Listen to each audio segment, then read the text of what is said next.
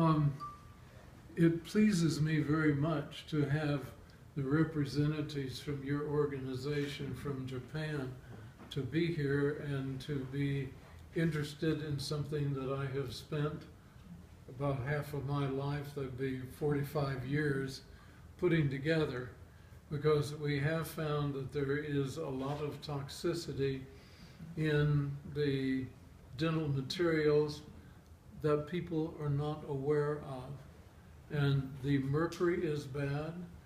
The poisonous effects of mercury are known, but nobody's applied it to dentistry.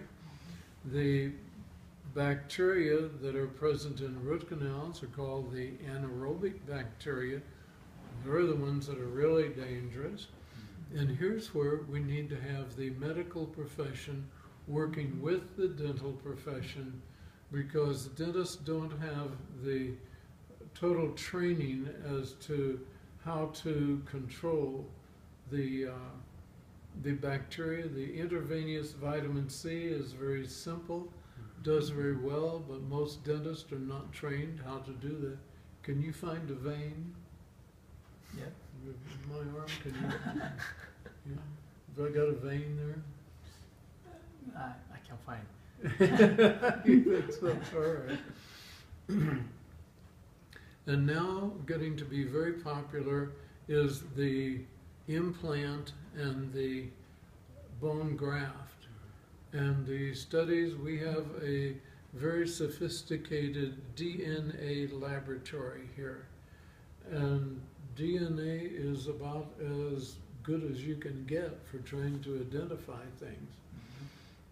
And we are finding some of the most savage bacteria in the world in root canals, but more so in implants and bone grafts. Anything with a bone graft, especially if it comes from a cadaver, gives the patient the opportunity to also become a cadaver from the same disease that killed the person who donated the bone. These are serious charges. I can substantiate them. We have done these tests for several years, and we can see that no root canal is sterile, no implant is sterile, no bone graft is sterile. You need to have the openness of mind to be able to identify that these are problems, and you need to be able to blend the working together of the medical and dental profession, the nursing profession, chiropractic, nutrition, all of these things. As I've shown you what we had here, where I had 76 employees, we had everything you could imagine covered, because each one of the health professions has something to offer that nobody else has to offer. Put it together and incurable diseases become curable. And that's the important thing. I guess the most important thing would be, don't use them in the first place so you don't create a disease. When you create a disease, I can't call it a health profession.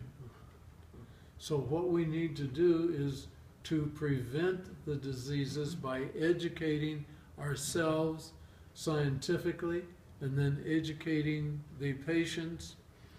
And for those who have already been contaminated, find the safe ways of getting these things out, then how to reconstruct the body, because just taking these things out does not heal the body. Healing the body comes more into biochemistry, goes more into medicine. So that's where you have to work together, and there's nothing that makes me happier than to see there is an opportunity for that to happen. Thank you so much for coming, being interested, taking this back home, and using it.